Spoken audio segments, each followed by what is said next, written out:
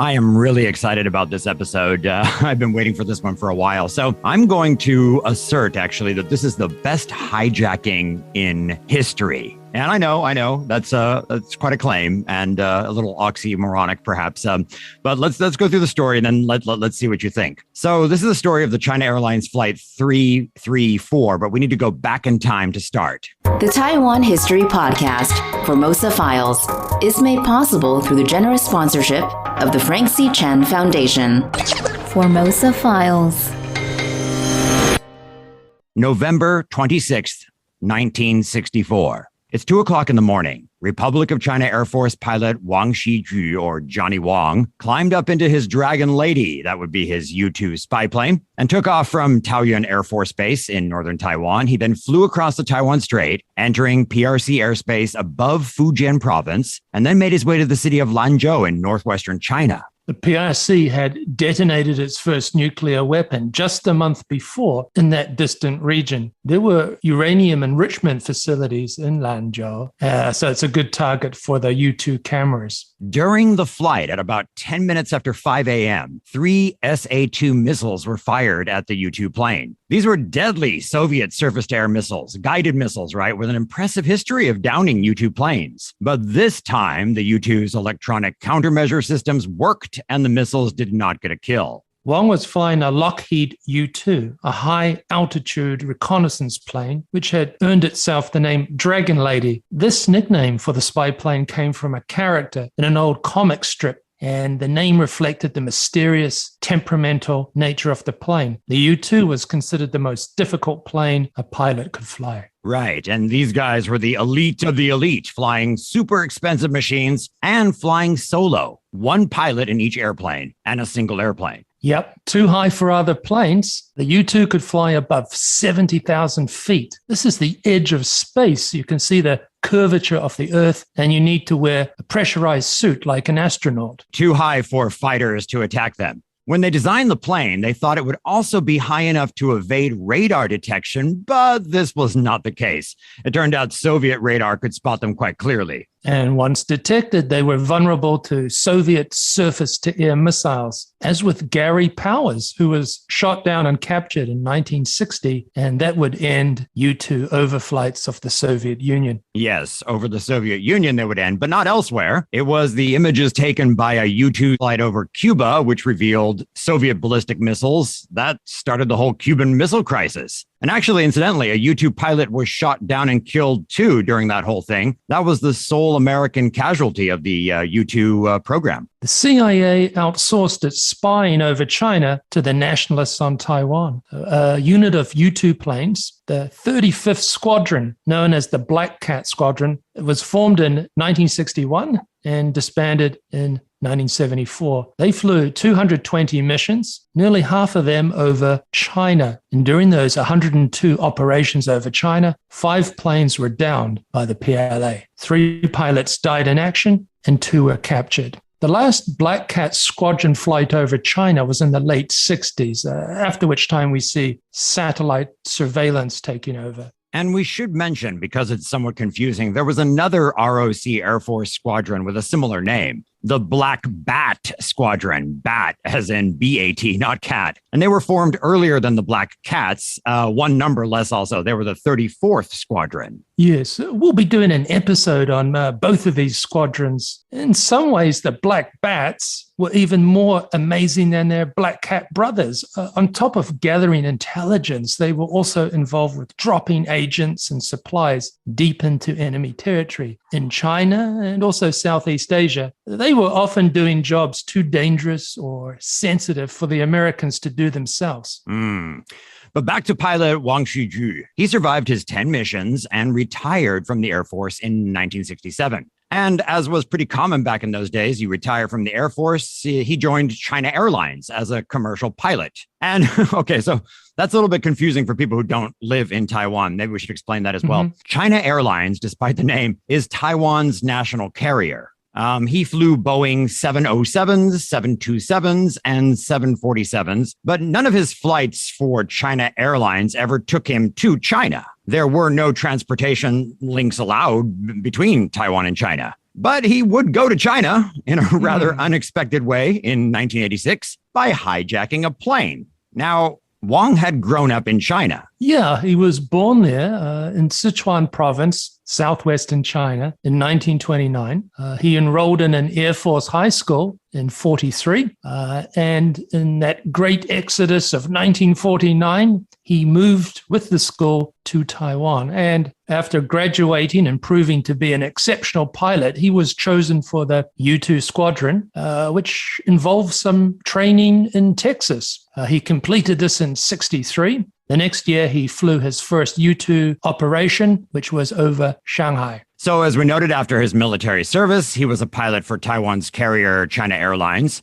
And we're talking about, decent money, prestige, the rare opportunity for Taiwanese at that time to go see the world. He's married, he has kids. Life is good, except he's been waiting to go back to China since 1949. His mother has passed away already, but his dad and his brothers and other numerous relatives are in China. And the retake the mainland rhetoric, all the slogans about heading back to China, they've been stale for a very long time. Yes.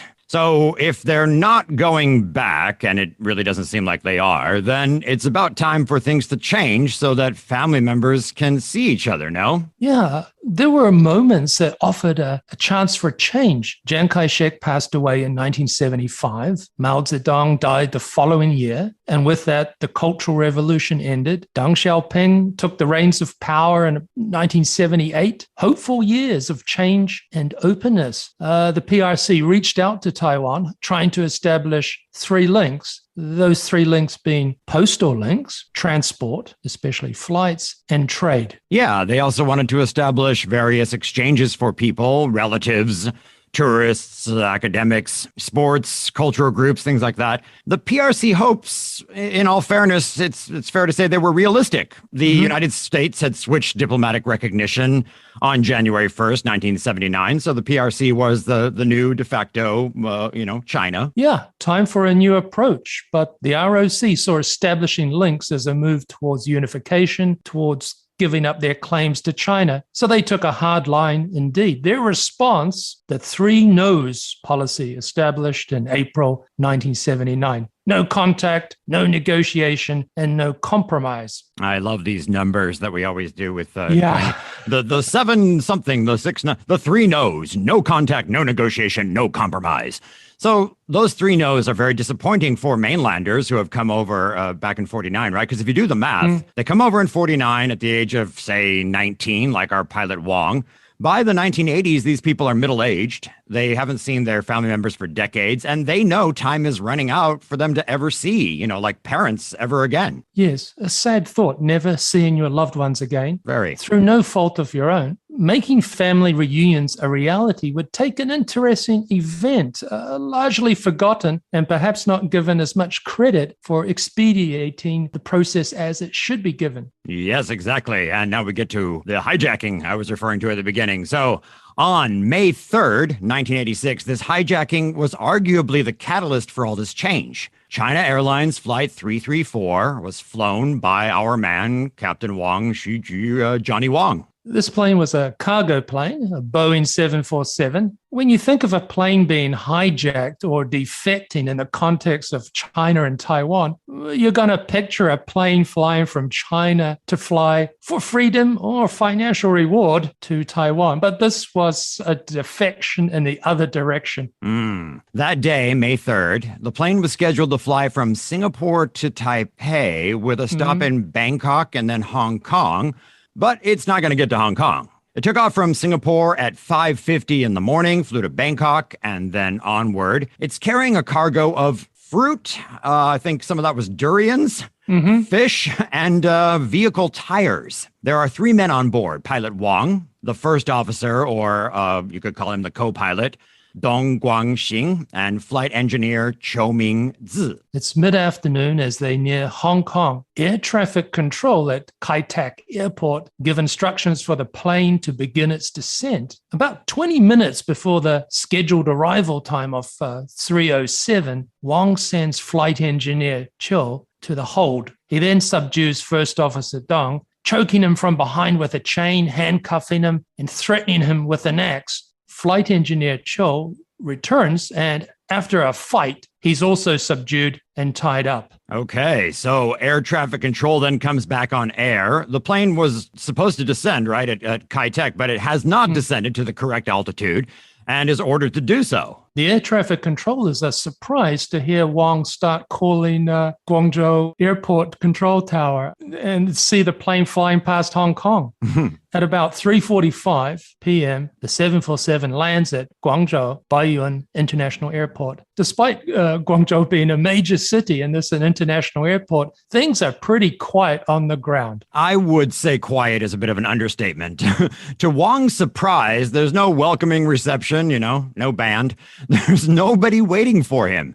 And what, after seems like a really long wait, he sees this guy on a bicycle. The guy on the bicycle rides out across the tarmac to the aircraft, and the shocked rider introduces himself as the deputy head for the Civil Aviation Agency's Guangzhou office. And he's like, "Oh, sorry, it's a long weekend. It's May Day. It's Labor Day. Nobody's here at the airport."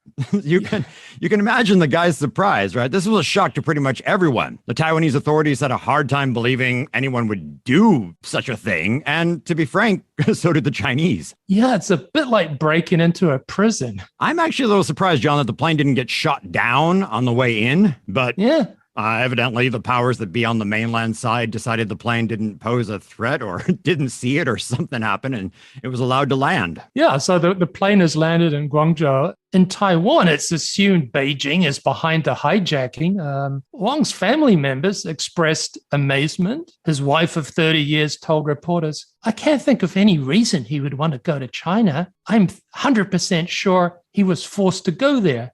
She and other family members hadn't noticed anything odd before his departure. However, it soon became abundantly clear that Wang had carefully planned and carried out the hijacking by himself. Yeah, so then came KMT scrambling. What do we do with this plane from our nemesis? We don't recognize them in any way, and they don't recognize us in any way. How do you communicate in a situation when everyone is pretending the other person doesn't exist? So a lot of people behind the scenes scrambling.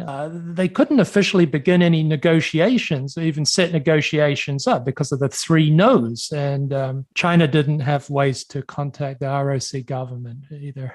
Right. Both sides deeming the other side illegitimate. So, but the plane is clearly sitting there on the tarmac and the plane is clearly a reality. So something needs to be done. They couldn't just erase it like they would do with certain products. I remember when I was a really young kid, my family first came to Taiwan in like the mid 80s or so. We traveled to China when I was young. We lived there for about a year before returning to Taiwan. And when we returned, I have this memory of me bringing in a ukulele or some sort of small guitar that was made in China. And instead of confiscating it at the border, they took like a Sharpie, a black marker, and blacked out the made in China thing. I was pretty young. I don't remember it exactly. But in any case, you cannot black out an airplane sitting on a tarmac. No, you cannot. The KMT's 3 no's policy of no contact, no negotiation, and no compromise with the CCP raised the problem of how to get the plane and crew back. Yes, but not all the crew. Pretty quickly, it was determined that the pilot wanted to stay in China. Now, I have no solid proof that pilot Wang wasn't a communist sympathizer, but there's also really no evidence that I can find that shows that he was. Apparently, he was a bit unhappy with his job at China Airlines. He got some demerits over some incidents and stuff, but mainly he appears to just have been an aging person who knew his father was not long for this world, and Wang simply wanted to go home to where he came from. So Taiwan's media back then, which was still very regulated, wasn't given any intel. So they first printed stories about a missing plane, as in a missing plane, like it crashed. For example, the United Daily News printed a Boeing 747F with the serial number B189 was scheduled to arrive in Hong Kong yesterday at 3:07 p.m. It never landed and failed to contact local traffic authorities. There are 3 crew members aboard and the aircraft is deemed to be missing. We are verifying the reports claiming it has landed in Guangzhou's Baiyun Airport. The authorities said that they believed the CCP had somehow forced the plane to land in China and that we will not change our policy of no contact with the CCP, no matter how unreasonable and difficult they behave. Despite the three no's, there was a long tradition of doing things through middlemen in Hong Kong. So if both parties were really willing, things could happen. China Airlines wanted the Hong Kong-based Cathay Pacific to be a go-between, but Beijing rejected this. They wanted the Taiwanese to come and grovel in China. Grovel? Actually grovel, or are they just taking advantage of this opportunity to push for establishing links across the strait? I can't blame the Chinese for enjoying themselves. Defections were usually the other way, right? True. Their pilots were the ones flying away, and the government in Taiwan actively encouraging these defections. Just a few months earlier, a PLA Air Force squadron leader had defected in his fighter jet, a Chinese version of the MiG-19, via South Korea and then to Taiwan. He got a job with the ROC Air Force and a generous welcome to free China, a reward of 5,000 taels of gold. We're talking several million US dollars. Nice. Welcome to freedom, and here's several $million. So 3 days after the hijacking, this is May 6th, Wang arrives in Beijing and confirms that he had indeed defected. And I've seen the footage coming down. You can see him coming down the plane steps to the tarmac. He's in his uniform, not civilian clothes. He seems pretty happy and appreciative of the gathered crowd, which included his father and 3 brothers. In a press conference, Wang said he missed China. He'd been homesick, and he criticized Taiwan's crime and political corruption. And he said, there are secret police hidden everywhere, and the traffic is horrible. The traffic is horrible, so I'm moving to China. Little did he know. Today, traffic in Chinese cities is legendarily bad. The secret police thing back in those days, I get that. But bad traffic, what a strange thing to even mention. Quite. He also criticized China Airlines management. Workplace resentments usually figure in these stories, don't they? And you mentioned he had a demerit or two, and this would have affected his promotion chances. Yeah, I don't think traffic was actually at the top of the list. And he said he defected entirely out of his own will, but his family back in Taiwan thought his expressionless delivery indicated that this was not entirely true. Yeah. But I mean, what else could his family say back in Taiwan, right? Exactly. And there were inevitably rumors that, like the defectors going the other way, he had been paid to hijack the plane. Right. So the other crew members on board, we have the co-pilot Dong and then the other person Cho. They both said they wanted to return to Taiwan, so holding them in China for any length of time would have been kind of problematic, as I guess they would have been seen as hostages, essentially. So the negotiations, but how do you even set up negotiations with both sides saying we don't acknowledge each other's sovereignty, we don't acknowledge anything? It's a stalemate. Who would negotiate and where would the negotiations be? So eventually, representatives from both sides met in Hong Kong, and talks began on May 17th. China demanded that the Taiwanese come to Guangzhou and retrieve the plane and the 2 crew members. Yeah, not 3. Taiwan wanted all of them as a non-starter. Right, but after a few days, the Chinese conceded, and they agreed to send the crew and the plane to Hong Kong. So First Officer Dong and Flight Engineer Cho arrived home at CCK Airport, which is today Taoyuan International Airport, on May 23rd. There were significant ramifications of this case.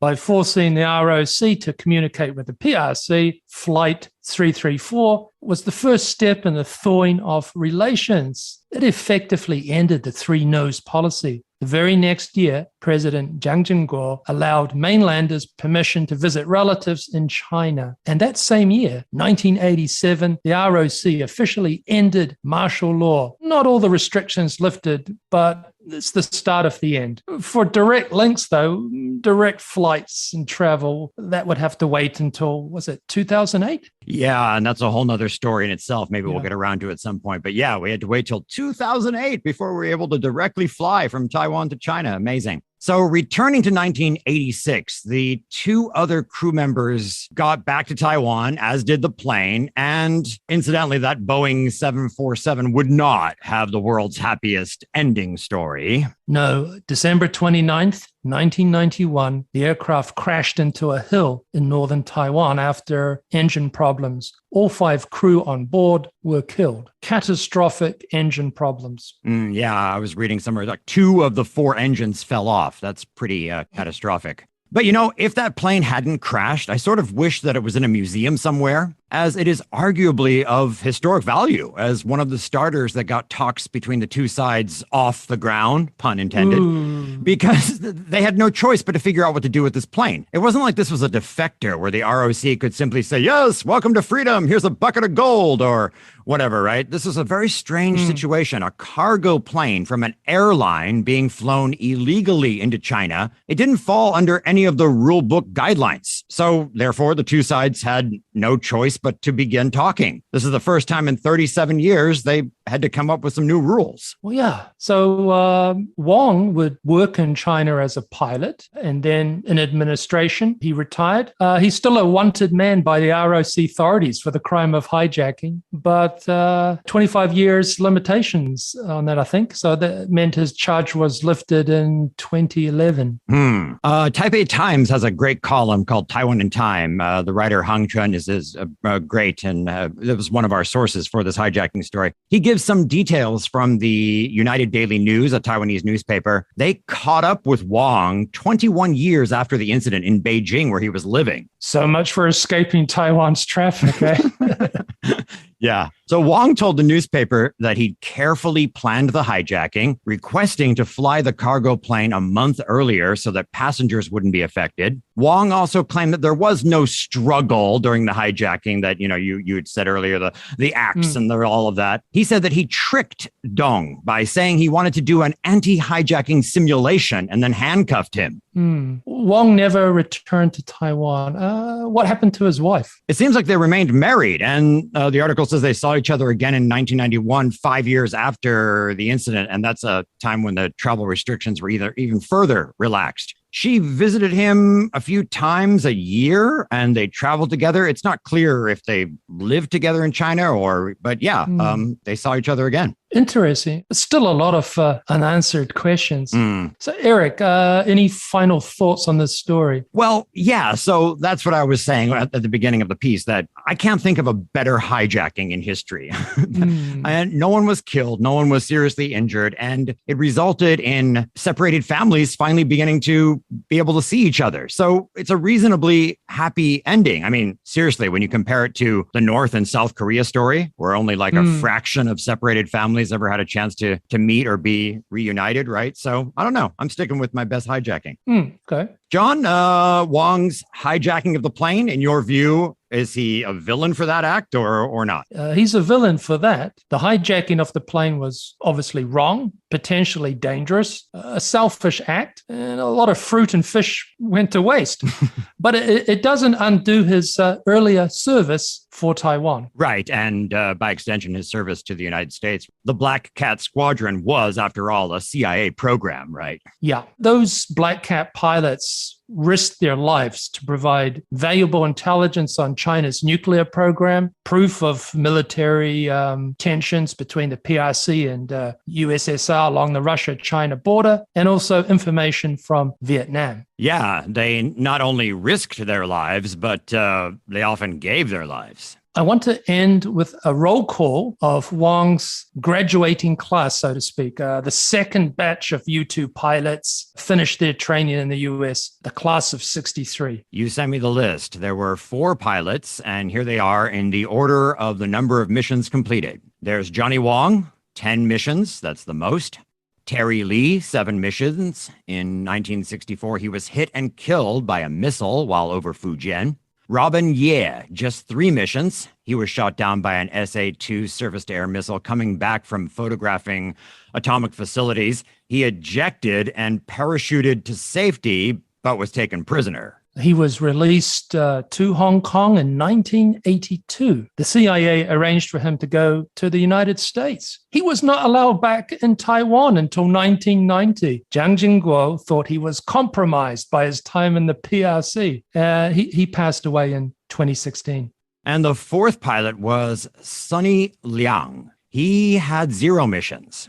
0 missions because he died during training, one of 7 pilots actually to die during training. He drowned after ejecting from his plane. Wang was the only one unscathed, the only one of his class to make 10 missions, and he passed away in February 2021 at the good old age of 91 years. What a fascinating story. Like so many of the stories we tell, John, this should be a movie. Absolutely, yeah. It's incredible. We are going to tackle more stories about family separation, links between China and stuff like this. But this is just the opening story of the very beginning of the thaw between relations between the ROC and the PRC. This has been Formosa Files. Thank you so much for listening. I'm Eric Michael Smith. I'm John Ross. Bye. Bye.